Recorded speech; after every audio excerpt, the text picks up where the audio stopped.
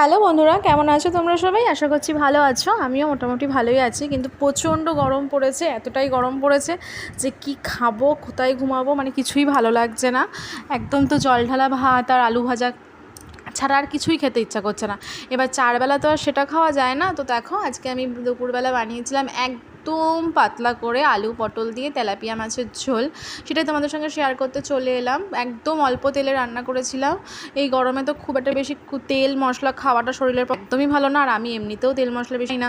দেখতেই পাচ্ছ, যা একটু তেল ব্রাশ করে নিয়েছিলাম, যেটুকুনি তেল দিয়েছিলাম সেটাও আবার কমিয়ে রেখেছিলাম। তেল ব্রাশ করে নুন হলুদ মাখানো মাছগুলোকে ভেজে নিলাম। এভাবে ব্রাশ করে ভাজবে, হয়তো খুব একটা টেস্ট হবে না, কিন্তু শরীরের পক্ষে সেটা খুবই ভালো। এদিকে মাছগুলো ভাজতে ভাজতে আমি এদিকে কড়াই বসিয়ে দিয়েছি। কড়াইতে খুব সামান্য পরিমাণে, দেখতেই পাচ্ছ, তেল দিয়ে দিলাম কালো জিরে ফোড়ন। কালো জিরে ফোড়নে দেওয়ার পর একটু ভাজা ভাজা হলেই দিয়ে দেবো হচ্ছে জিরের গুঁড়ো, ধনের গুঁড়ো, একটু সামান্য পরিমাণে লঙ্কার গুঁড়ো, হলুদ আর নুন, আর দিয়ে দেবো বেশ খানিকটা জল।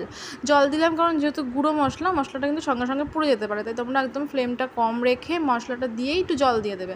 জল দিয়ে এবার পুরো মশলাটাকে জলটা টানিয়ে কষিয়ে নেব। একটু সময় নিয়ে করতে হবে কাজটা। বেশ কিছুক্ষণ, দেখো প্রায় ওই মিনিট 5-7 লাগবে জলটা পুরোপুরি হতে। জলটা কখন অনেকটাই কমে আসবে। দিয়ে দেবো হচ্ছে আলু আর পটল। এবার এই আলু পটলগুলোকে দিয়ে একসঙ্গে এই মশলাটার সঙ্গে ভালো করে শুকনো শুকনো করে কষিয়ে নেব। এতে আলু পটলটা কিন্তু আগে থেকে ভাজার কোনো দরকার নেই, যেহেতু বললাম একদম কম তেল মশলায় রান্না, তাই আলু পটলটা আগে থেকে ভাজলাম না। দেখো একদম জল টেনে গেছে। খুব ভালো করে নেড়ে চেড়ে এবার মশলাটাকে কষিয়ে নেব আলু পটলের সঙ্গে। দেখতেই পাচ্ছ মশলাটা খুব ভালো করে কষিয়ে নিয়েছি। এবার দিয়ে দেবো পরিমাণ মতো ঝোল। খুব সহজ একটা রান্না, কিন্তু খুব হেলদি অ্যান্ড খুব টেস্টিও। খেতে খুব একটা খারাপ লাগে না, বিশ্বাস করো, একদিন করে দেখবে। হয়তো অনেকেই ভাবতে পারো যে কম তেল কম মশলা, কিন্তু খেতে খুবই ভালো হয় আর শরীরের পক্ষে খুব উপকারী।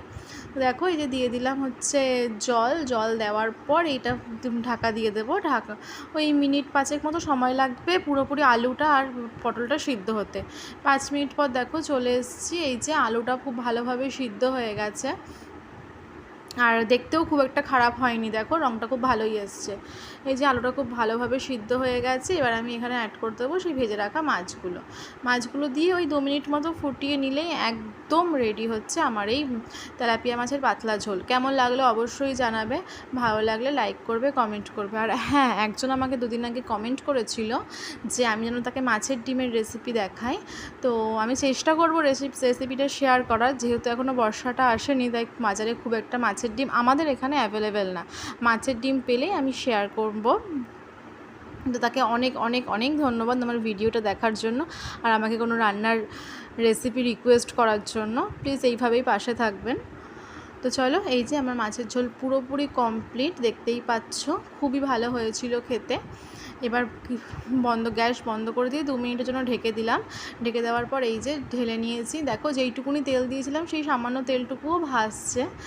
দিয়ে তো আজকের ভিডিও এই পর্যন্তই। কেমন লাগলো অবশ্যই কমেন্ট করে জানিও।